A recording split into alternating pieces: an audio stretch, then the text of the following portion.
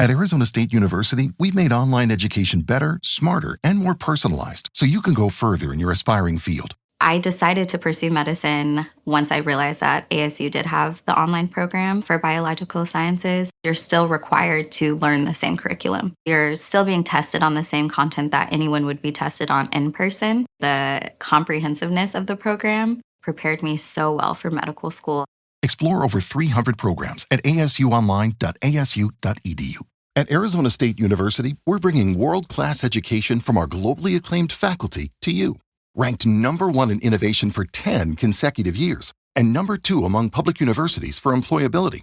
ASU isn't just ahead of the curve, it's creating new paths to success. Earn your degree from the nation's most innovative university. Online, that's a degree better. Explore more than 300 undergraduate, graduate, and certificate programs at asuonline.asu.edu. If you work as a manufacturing facilities engineer, installing a new piece of equipment can be as complex as the machinery itself. From prep work to alignment and testing, it's your team's job to put it all together. That's why it's good to have Grainger on your side. With industrial-grade products and next-day delivery, Grainger helps ensure you have everything you need close at hand through every step of the installation. Call 1-800-GRAINGER, click Grainger.com, or just stop by. Grainger, for the ones who get it done. It's the Opperman Report. And now, here is investigator Ed Opperman. Okay, welcome to the Opperman Report. I'm your host, Private Investigator Ed Opperman. You can find me at Opperman Investigations and Digital Forensic Consulting, either through my website, emailrevealer.com, or you could just email me at oppermaninvestigations@gmail.com. If you like our show, be sure and check out our Patreon, Opperman Report Patreon, where we put exclusive content up there every Saturday night.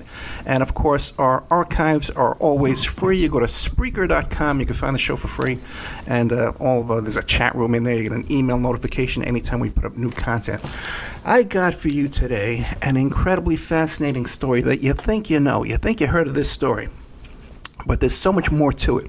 We have Ohio attorney Rocky Ratliff, who's the attorney for 30-some plaintiffs in a lawsuit against Ohio State University for decades of sexual abuse that went on at this university. Mr. Ratliff, are you there? Yes, I am.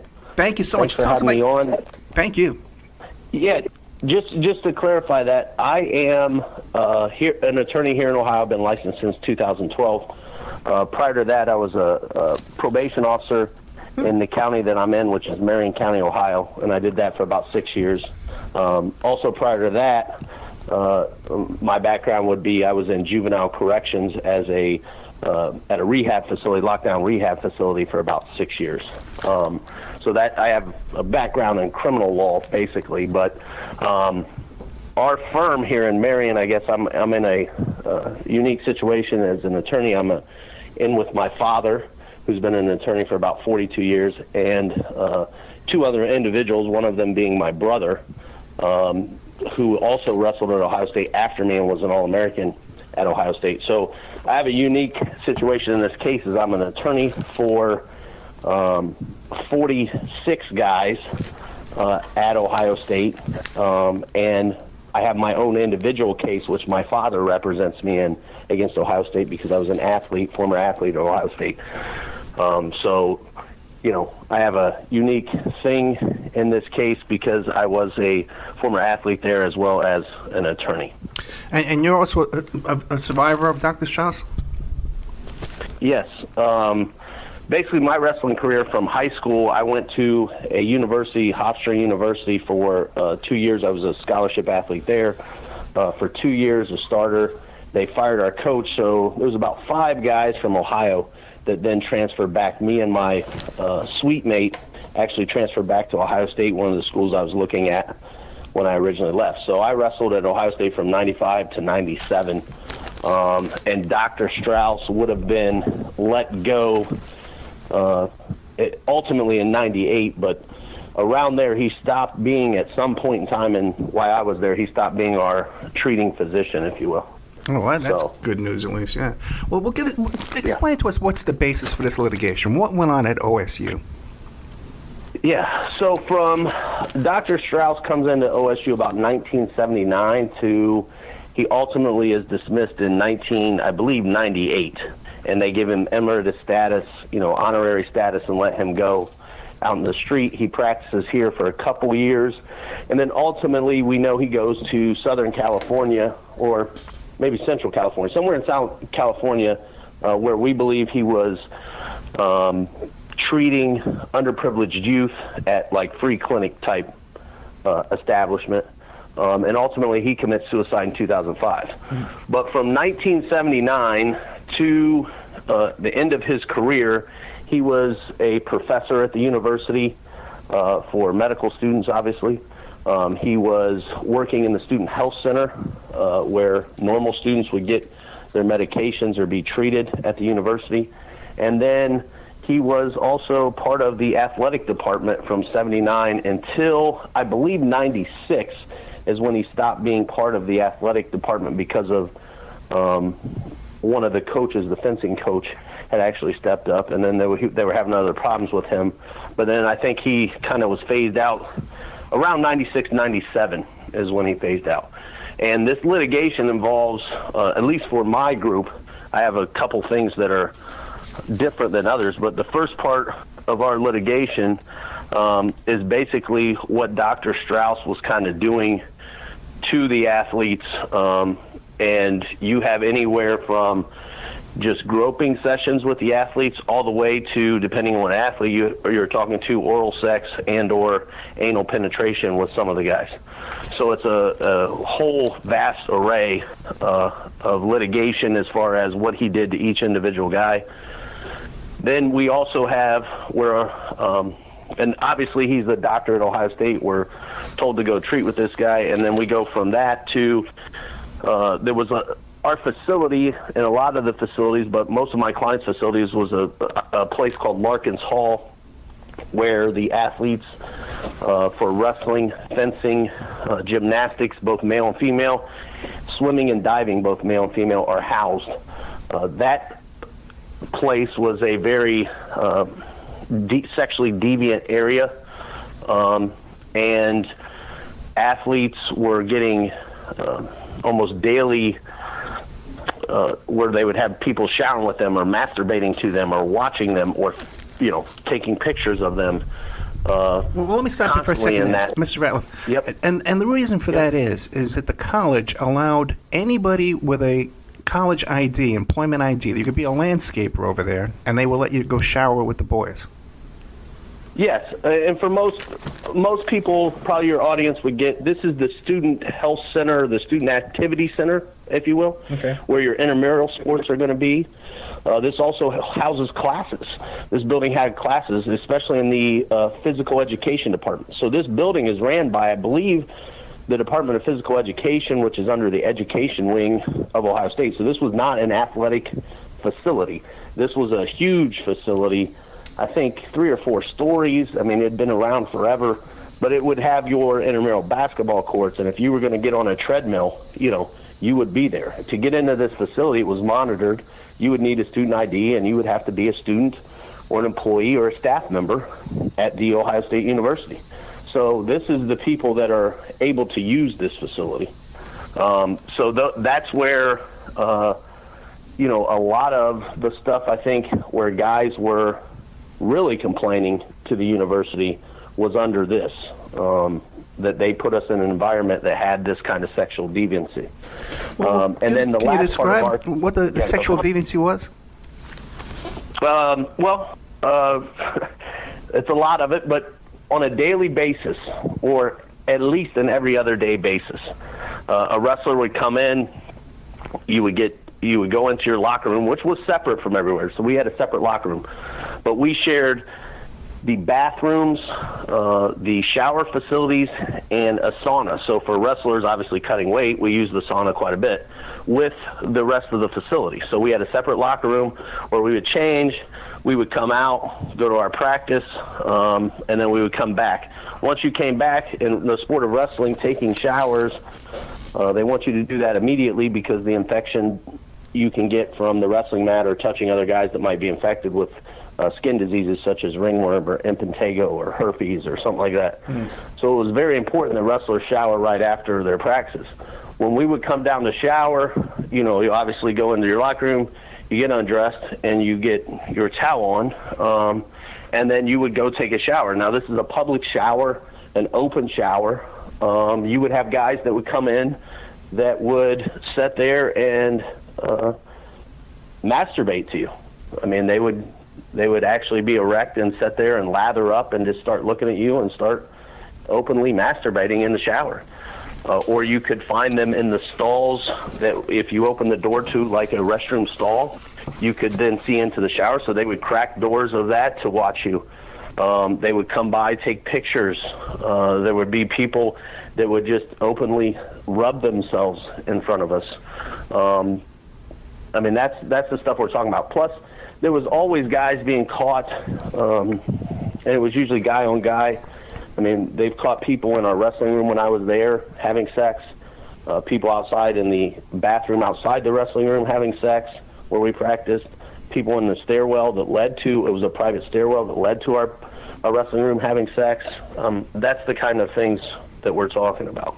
And you made efforts to kind of change the time of the practices so that it wouldn't attract these men, right? But they would find that anyway. Yeah, we were constantly doing anything we could to, the coaches were.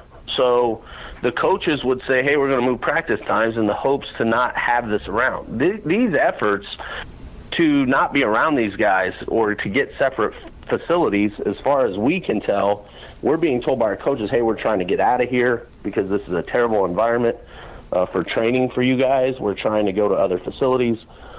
And we're changing practice times to hopefully then the crowd, so to speak, that show up. It was about 10 guys, 6 to 10 guys every day showing up to do these kind of activities aren't around us. The problem is once we changed it, somehow they knew we changed it, and it would go right back to what it was. So it wouldn't matter what time we had our practices. These guys would constantly show up. Now, what about fist fights? That was the life at Larkin's Hall. Were any fist fights would break out or anything like that? Well, you were told, or you knew, I guess, and they actually had meetings. I think there was, in the complaint, there would be meetings, in our complaint that we alleged, there was a meeting, especially in 93, where guys were so outraged, they were about to the point of fighting, okay? Physically fighting. This wasn't like, these aren't guys that you would think, they're not physically imposing guys. Most of these guys are older. We thought were either staff members or professors at the university. So the fact of a young wrestler like ourselves, like prevailing in a fight was never a question. It's just whether you're going to do it and get in trouble by the university. There was a meeting held at least in 1993 where some of my clients were told by the then head coach that, hey, if you touch anyone, you yell, you touch, you grab them, any kind of fights, you're out of here, you're off this team, you're out of the university, and we're not going to sign a release so you can go wrestle anywhere else. So you pretty much got to take it. Now, the guys obviously objected to that and said, well, who's protecting us? And the coach just let us know, or let them know at the time, that, hey, you're there. That's what you're doing. And who were those two coaches that ran that meeting? Well, at that meeting would have been head coach Russ Hellickson, assistant coach Jim Jordan, and assistant coach Mark Coleman. Assistant coach Jim Jordan. Is that the same Jim Jordan, Representative Jim Jordan? Yeah, that would be the 4th District Congressman Jim Jordan. Wears those short sleeve shirts all the time and doesn't wear a jacket and likes to badger people. I don't know if it's short sleeve. I think he rolls his sleeves up to look like the hardworking man that he has there. Right. But that's his image. But that was known. But it was also known that if you potentially grab one of these guys, I mean, you're just going to be in trouble. Yeah, you're going to lose your scholarship. Would be yelling to. Yeah, guys would constantly be cursing at these guys, really, or saying, "What are you looking at?" with some explicit language there, like, "What the hell are you looking at?" And then just keep going and going. And then sometimes the guys would leave, sometimes they wouldn't. But it was daily. They were trying to come in and have a peep show or watch us. And it was very disturbing for anybody at that time because we would just the rigors of the sport. You're tired, you're hurt half the time, and these guys are constantly coming in just to basically watch you. It was just very disturbing. Yeah, constantly trying to make weight too, always trying to lose weight and stuff. We're losing weight. Yeah. Brutal. Yeah. Now, your lawsuit involves 46 guys, 46 students, but there's another lawsuit that involves how many other students?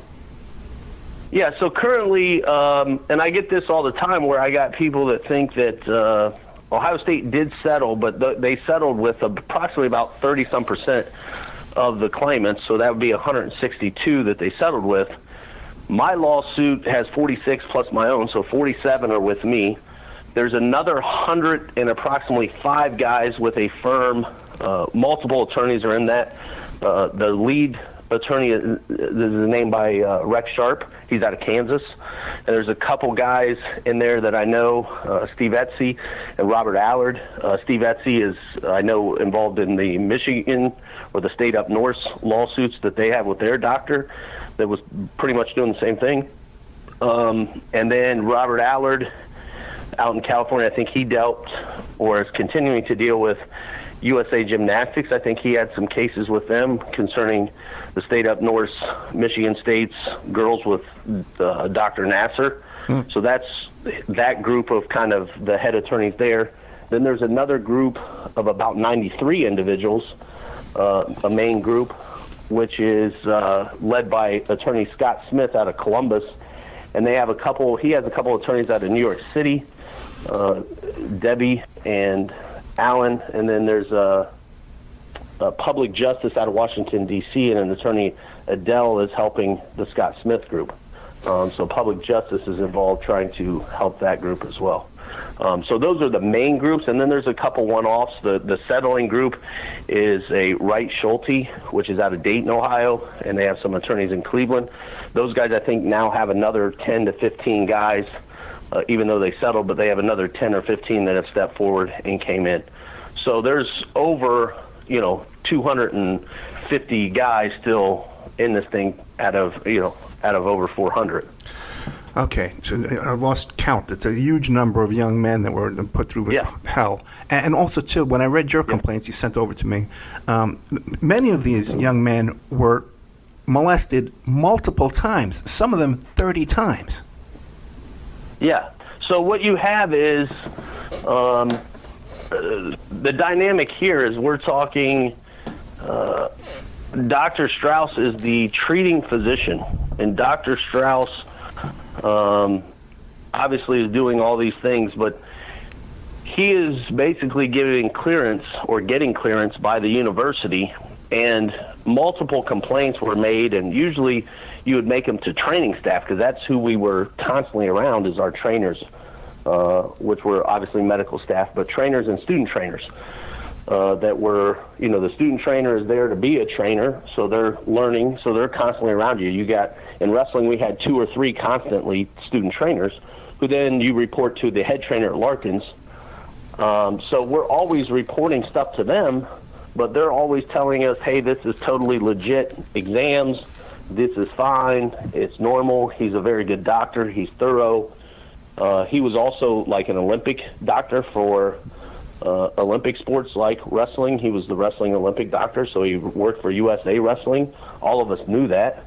So he was very reputable, and we're being told the whole time that, that these are legit exams. Even when you complain or you'd be mad or, highly mad, upset, you would go to them and they'd say, hey, that's Dr. Strauss. He's good, or he's just being thorough. He's just making sure you're able to compete. So when you have like 30 times, it's because he was our treating physician. So anything where you're trying to get medication or a severe injury, he's looking at you. Sometimes even the trainer would say, hey, this is what I think it is, but you need to see the doc for confirmation. So we're always getting directed right to the man. And that's how you can get so many times with the same doctor. So you got about 400 victims, right? And they all have to pass through this doctor. But now the average person that sees the headline of this story and doesn't really delve into it and hasn't read the complaint the way I have, thinks this story is, well, they, one or two students every now and then would go over to the doctor's office and he would manipulate their genitals, and then he would leave. But it was much more systematic than that, wasn't it? Oh, yeah, for sure. And I think the report, so when they did an investigation, when this comes out in 2019, they then make their complaints. Now, they then get Ohio State refers it and gets I think they refers it to the Attorney General, who then says, hey, we need to investigate this. And then a firm by Perkins Coie comes out. And they investigate it. They get a prosecutor that's highly reputable, a former prosecutor, highly reputable U.S. District Attorney that was out of Chicago. I can't remember the name off the top of my head. Well, they come out with their report a year later after reviewing over 500 people, or approximately 500 people. They also had two doctors that they used as experts that looked at all this, and they came out and said at least 177 athletes have been abused, but we believe the totals are around 1,500, or give or take. Male athletes have been abused from 1979 to 96, 97. So they're saying that that's kind of the number, and it could get as high as 3,000 is what they came out. Now, when that comes out making that finding, immediately the university, through President Drake and the Board of Trustees Chairman Gasser, issue an apology letter that basically says there's a bunch of wrongdoing here, and it's a systematic failure of the university not to protect its students and its student athletes. So it was definitely a systematic thing, because the doctor is going, not only like we had talked about before, he's not only treating us, but he's going to the student health center. So some of these guys are being treated. I represent currently three guys. One of them was a student trainer. He wasn't an athlete. And then two guys were student employees. They were university students given jobs in athletic. One of them worked in St. John's arena, and the other one worked in Larkins Hall as an equipment manager, student equipment manager. They were working, paying their way through school, and went, and because they were athletic guys working with the athletic department, were sent to Dr. Strauss for exams where he was trying to masturbate them. So this was definitely systematic. Our yearly physicals had to be done by this man, and to get clearance. If you had an injury as a wrestler, you had to go to him, where he wouldn't clear you to compete at the events. And every time that you went to him, he would basically tell you, hey, I need to do a full, thorough exam, or I'm not going to clear you. So your choice is let him do a full exam, or you don't wrestle this weekend, or you don't compete, or you don't do anything. So it was definitely systematic. And also, too, some of these exams took place at his personal residence. Oh, yeah. He would have guys. Doc Strauss was he was like a quirky kind of guy, but he was very open and wanted to belong. So he would always be coming up to guys saying, hey, how you doing? He was always giving us his card. If you had an injury, he'd give you a card and say, if you need anything, call me, even if it's at my residence. And at the time, looking back, that's kind of crazy, and most guys didn't take advantage of that. Some guys did. Most guys didn't. But the training staff at Ohio State, him being ultimately on top, but I would have student trainers come in at 6 in the morning if I needed to rehab my ankle. I almost thought I broke it, had a high ankle sprain. They would come in almost any time, like, hey, I can work you around your class schedule or practice schedule, because during the times of practice or around them, they're super busy taping all kinds of athletes and looking at things. So they would set you up times to rehabilitate you on different times. So they were very open to that. Different times, or I'll come in later, or come in early to help you. Now, Strauss went above and beyond that, and he would even ask guys to come to his house. So I have at least 3 individuals, probably more, now that I'm thinking about 4 or 5 probably, that went to his house where he was trying to manipulate and masturbate guys at his house. And besides this activity under the pretext of a physical doctor's examination, he would also invite them to dinner and lunch. And oh, yeah. That was constant.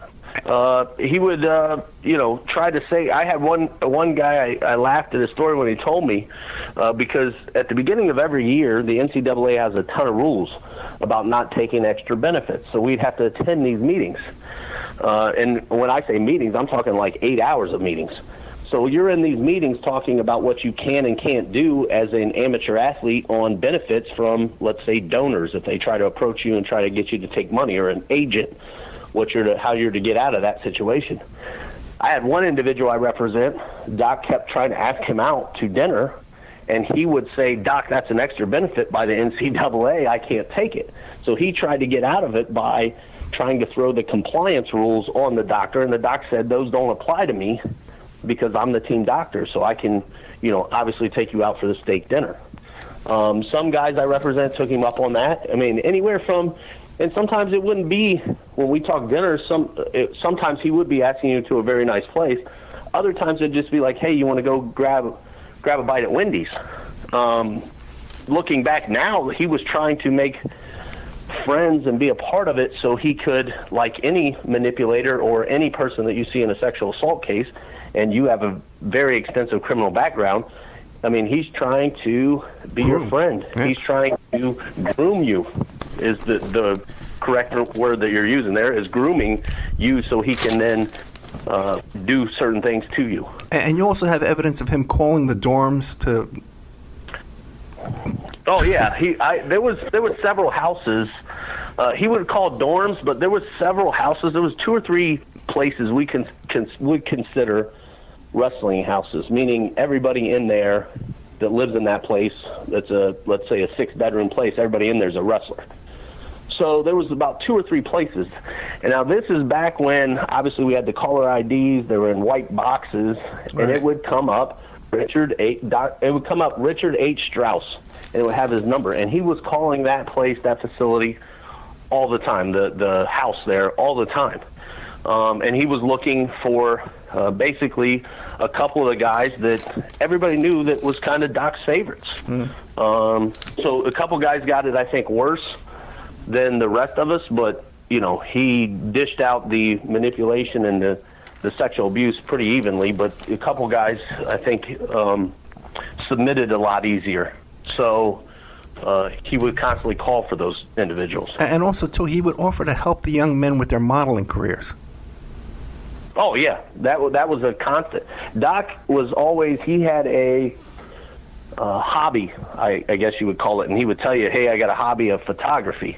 Why don't you let me," after an exam, I mean, this is stuff he's saying to you during exams, "Oh, you have a nice physique, and can we take some pictures, because that's a hobby of mine. Obviously, I'm a doctor, it's the human body, but it's a hobby of mine, and I've had people sign on to modeling careers." Now, one of our teammates, that is not my client, but one of our teammates got a big-time modeling career. I don't know, I think Doc had some stuff to do with it, but did get a big-time modeling career, and everybody knows about it on the team. So he would use that to try to get you to take pictures and for him. And these would be very provocative, take your shirt off, kind of in your skimpies. Sometimes, hey, totally nude, because that's what they want type pictures. He would also show up to facilities and practice facilities with his camera and just start shooting guys.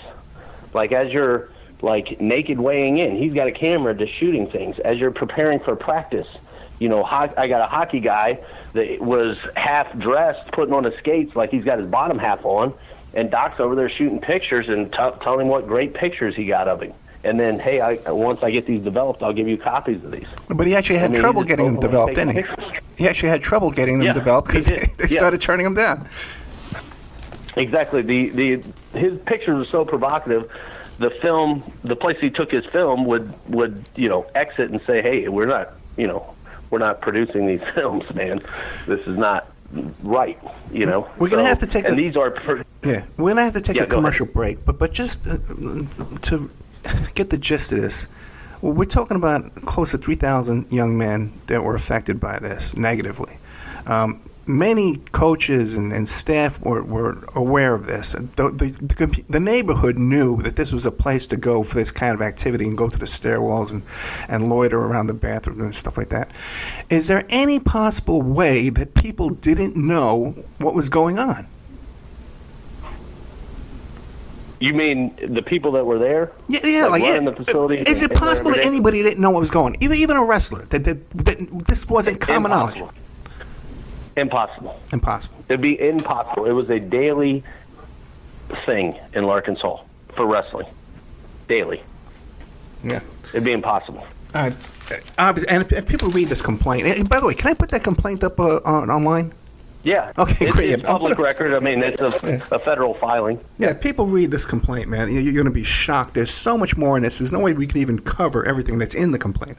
We're here today with attorney Rocky Ratliff, and we're talking about the Ohio State University sex abuse scandal. These young men, just imagine these poor kids. They leave home for the first time, 18 years old, and they're subjected to this crazy doctor, and then as years go by, school's not helping us. Nobody's helping us. Nobody's listening to us. One case, Rocky, I read that the coaches threatened the guys. Says, "Hey, if you guys don't shape up, I'm going to send you over to the doctor." Yeah, there was I believe it was the tennis coach or one of the coaches. I think it was tennis. That basically, hey, you guys aren't working hard enough. However, if you're going to keep slacking, I'm going to send you over to Doc Strauss. So he was using it as a punishment incentive for his athletes to start working harder in practice. So here we have a situation where there's open sexual activity going on in the locker rooms and the showers. He's taking kids back to his personal residence. Any kid that goes into that for an exam gets a full body exam. You got a bump on your head, and he's checking your testicles and your anus too as well, inches away from his face. He's rubbing you to the point of masturbation. So we were saying before, there's no way that people could not be aware of this inappropriate behavior, right? Well, getting back to that, and I think we had that right before the commercial break, but first of all, the actual facility. In the sport of wrestling, it's obviously hands-on. I got to show you the move. Also, your assistant coaches are some of the high-level guys trying to make the Olympic team, so they're training every day. So they get paid to basically train. So any assistant coach is pretty much still competing in the sport of wrestling, just not at the college level. They've graduated and they're at the Olympic level. So every day they're competing with us and showing us and trying to make us better. And they're coming down and getting the same treatment because they're showering the same way we are. So they're in there with these creeps all over, seeing the sexual deviancy. Also, you would have guys complaining all the time. For instance, as I'm getting dressed, a guy would probably, we would get dressed. We would be, hey, do you want to go grab a bite to eat? And the guy would say, hey, I got to go see Doc Strauss. A guy would say, hey, watch your testicles. Or, watch your nuts, so to speak, is because they knew what was going to go happen to that dude. It was an open conversation to watch yourself. Now, you got to also remember, Dr. Strauss was given a locker in every locker room. So when I have to check in at the start, I got to go see an equipment manager. He gives me my locker number. He gives me my lock. I go in. Dr. Strauss had a locker in every locker room. Dr. Strauss would hurry up with exams so he could come into the locker room, get naked, shower with us, watch us, excessively lather himself to us. Then he would come back into that same locker room, and then what I call padding off. He would take his towel and pad off. I could come in after Doc Strauss into the locker room, and he's there padding, and I would be fully dressed, out of the locker room, going to get something to eat, and Doc is just still standing in the corner, back to his locker, watching everybody, still padding and drying off. You would come to the locker room sometimes, and Doc Strauss would be reading, let's say, the Ohio State Lantern or the New York Times, fully naked, sitting there waiting for guys to come in. And you got to remember, his locker is several lockers, maybe 3 or 4, from the entire coaching staff of the wrestling team. So they have to see, when I say it's impossible, they're seeing the same things we do. This guy is in there every day. You have to remember, Doc Strauss, like I told you, the coaches are actually working out with us. The coaches are sweaty from the sport of wrestling. Doc Strauss isn't working out with us. Doc Strauss just showed up to take a shower with us. And he would take several showers a day. Oh, yeah. We are now getting reports from other sports like gymnastics and swimming and all these other guys that said he would show up and take showers with us. Hockey, he would show up when they're taking showers because practice times are all at different times set by the coaches. So Doc Strauss had to be the cleanest man in Ohio. He's probably taken 5 or 6 showers. And this is all after the fact. We didn't have this knowledge as wrestlers. We just thought it was us. But now, once this case comes out and we're sharing with everybody else, I did not know he had a locker in every sports locker room. How could you have a man that is so obviously a sexual predator and the college do nothing about it? What was their motivation to let him get away with this? Well, we think some of the motivation, number one, Doc Strauss was a very good doctor, meaning take out all the sexual stuff, he could heal you pretty quickly, always would get you back as quickly as you could. That was number one. Number two, he was well respected in a lot of different areas. I think he was respected in the Olympic sports. He was nationally recognized in those areas. So he would make himself go in there. And I think a lot of times he gave countless hours to the university and didn't expect payment. Like he would show up, he would do trips with the teams. He would do this. Some of this he's not really getting, high dollars for, so they tolerate it. And I think the biggest thing that we brought forward and the biggest reason is because Doc Strauss was one of the foremost experts in anabolic steroids during the steroid era. He's been countlessly, he has academic, and you can go through and pull up his academic, and we gave some of them. I don't know if these are all his, in our complaint, we give some of his writings, his academic writings, as to anabolic steroids. It's very well documented. It's very well documented, the articles he wrote and the studies he did on anabolic steroids. Now, let me ask you this. Wouldn't it be enough of a scandal that if Representative Jim Jordan was aware that there was rampant steroid use going on under his assistant coaching? Isn't that enough? Forget the sexual stuff. Isn't that big enough of a scandal? Yeah, but if during that time and even today, Ohio State don't even acknowledge that was going on. Yeah. So, you know what I mean? So you got to have a scandal, somebody's got to have credibility. We've given this, I know there's been countless interviews that have been given where guys have brought this up. It's just not me being their attorney. Guys have told other reporters who have totally not done anything as far as reporting this. So we're talking Ohio State University, that is one of the biggest top 3 attended universities, probably the top athletic budget or one of the top 5 athletic budgets in the entire country. So when you go give reports to local media or other people, they just don't report it. Well, we're going to have you come back as many times as you want. We're going to have you come back as many times as you want, and I'm going to interview as many of these young men as you can find me, okay? Let me ask you this, because we're starting to run out of time. What about the cover-up? There was even a public relations firm that was brought in to tamper with witnesses. Yes. They're in our complaint, and people can read this. Basically, when this hits, Jim Jordan is top 3. Looks like his name's probably going to be for the Speaker of the House of Representatives, the U.S. House of Representatives at the time. And this story hits. And I think in May, sometime Jim Jordan just, says, hey, I didn't know anything about sexual abuse. Well, they get one of the whistleblower back in, and he says he absolutely knew about it because, like I just explained, it's impossible to know that this stuff is not going on. Guys talk about it all the time. At that point in time, Jim's kind of, it's well documented, he hired a PR firm that is starting to call guys and say, hey, can you basically tell that Jim Jordan didn't know about this? There's no way Jim would know. And they're, trying to get wrestlers. So this totally divided the wrestling community because you have to either stick up for your former assistant coach and say he didn't know, or you have to tell the truth about sexual abuse, anabolic steroids, and everything that happened at the university you love. That's what they did to guys. They put them in two camps. So this PR firm goes around and it tries to set up people to say and give statements that says Jim Jordan didn't know, and pressured guys to give those statements. So we don't know the extent truly of how bad Doc Strauss's sexual abuse is, because we have guys trying to stick up for their assistant coach, a guy that they love. And that's where it's been totally divided in the wrestling community.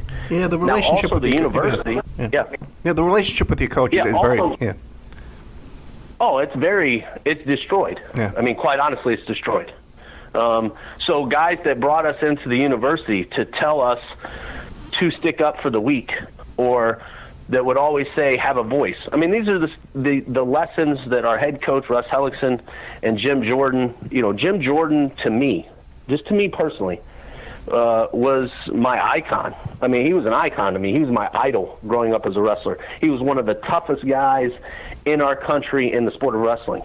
So many stories about Jim as an assistant coach could destroy the entire lineup of the Ohio State wrestling team, because that's how good Jim Jordan was. He was one of our top guys. He was like one or two, depending on the day, of our Olympians. So Jim Jordan, to me, is a total icon of the sport.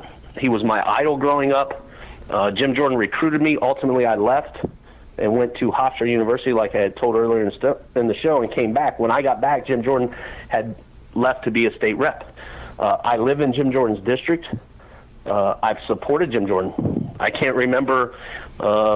This year might be the first time I'm not going to vote for Jim Jordan. I've always voted for Jim Jordan. I've always supported him. My family's went to fundraisers. I loved Jim Jordan.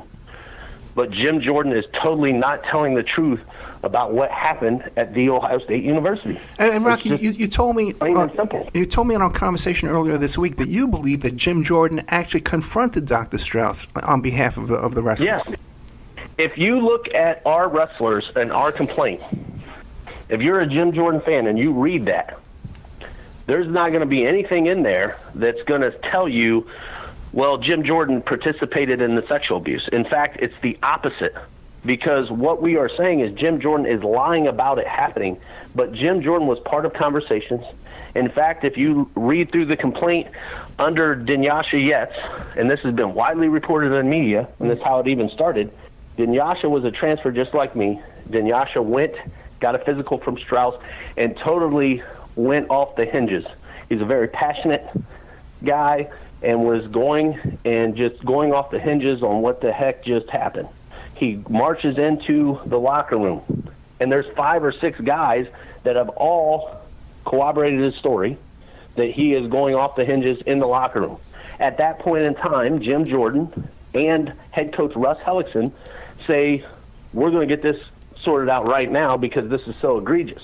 They take the athlete to Doc Strauss's office, okay? So Doc Strauss would have been meeting with this athlete and giving him a physical in his private office outside the training room. It's connected to the training room, but it's a private closed door. They all three, the athlete, Jordan, Hellickson, as the head coach, all go into the Doc's office. It gets so heated. At some point in time, they have to ask the athlete to leave the room. So the athlete then leaves the room, and he's standing outside the door as head coach Russ Hellickson and Jim Jordan is giving that doctor the business about being too hands-on with the athletes. What are you doing? At that point in time, after that gets finished, at that point in time, they come outside, grab the athlete and say, hey, that's never going to happen to you again, buddy. We got it straightened out. And they leave.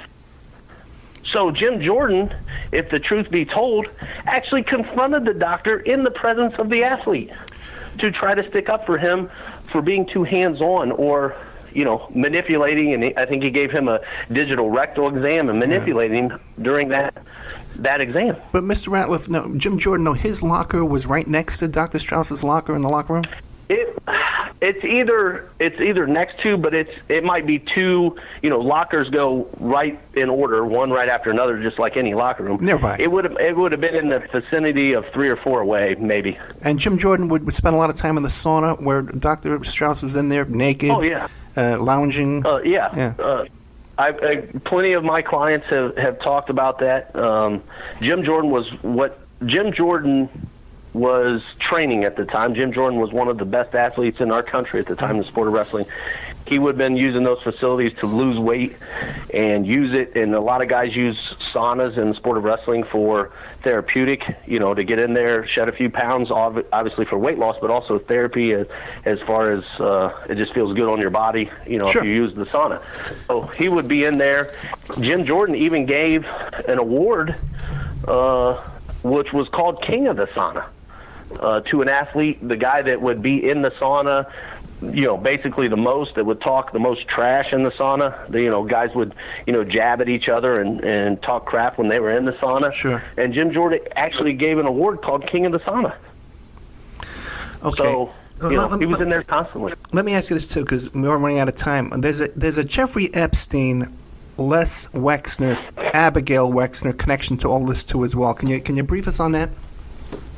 Yeah, we had, I think it was in December of 19, a group of my guys got together and said, basically they thought it was unfair because Abigail Wexner sits on the board of the Ohio State trustees.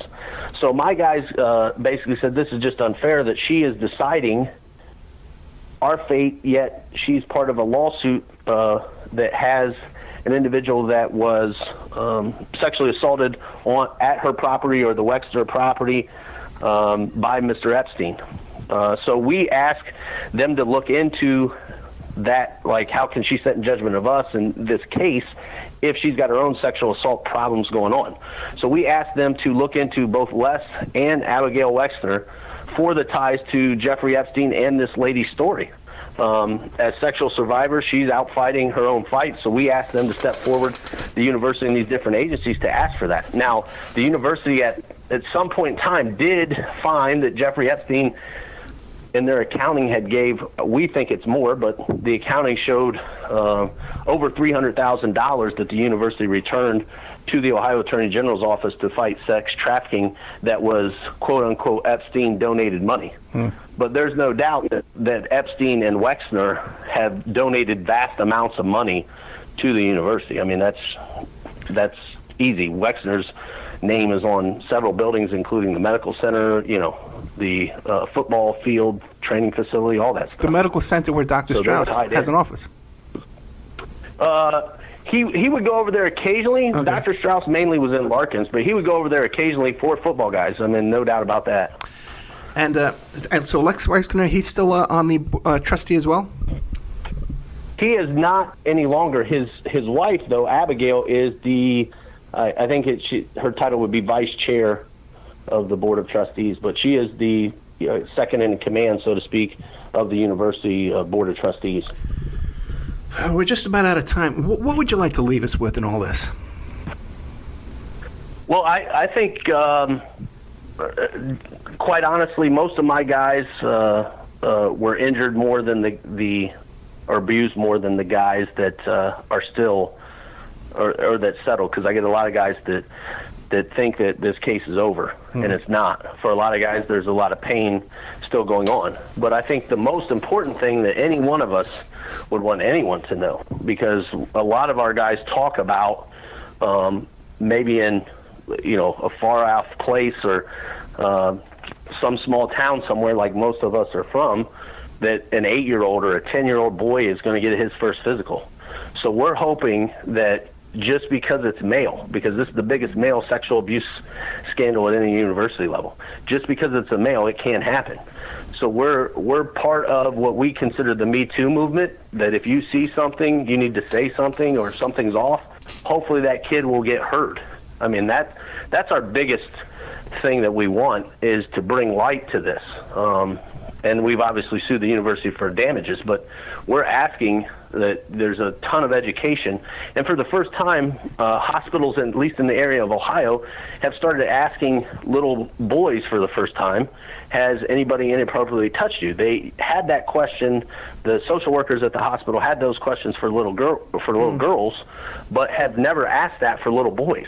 So for the first time, they're starting to ask that. Social workers are being trained in Central Ohio to start asking little boys, has a doctor ever inappropriately touched you or anybody else? an athletic coach and it ever touched you. So we're hoping to have some of those changes, and we still want Ohio State to hear us. They're still not really paying attention.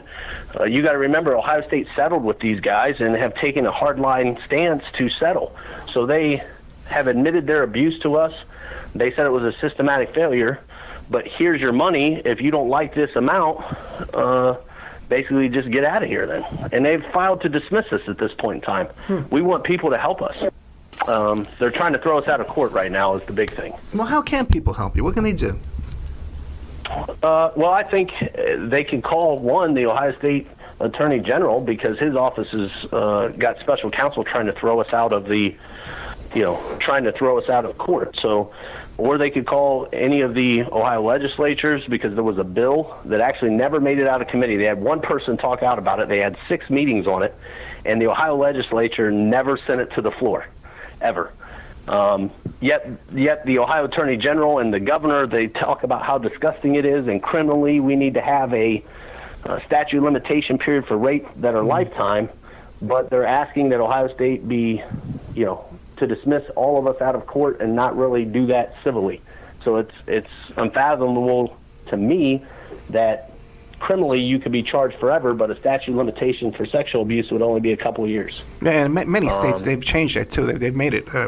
Oh yeah, yeah. They've been made it more liberal. The state up north, the state up north for me changed it. Pennsylvania changed it. California changed it. Yeah. New York changed it.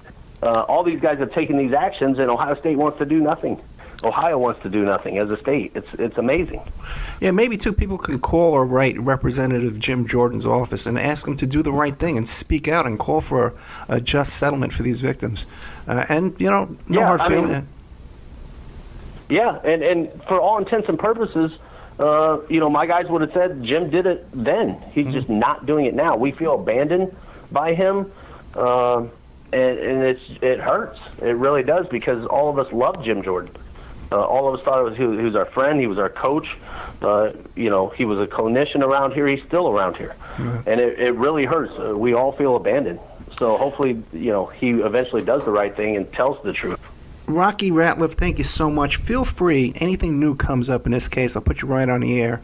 And any of these young men who you think would be a good guest on the show to describe their experience with this Dr. Strauss and what went on in that locker room, please send them my way. Yes, I will. Thank you so much, Rocky. Thank you for having me. Good night. Yep, take care.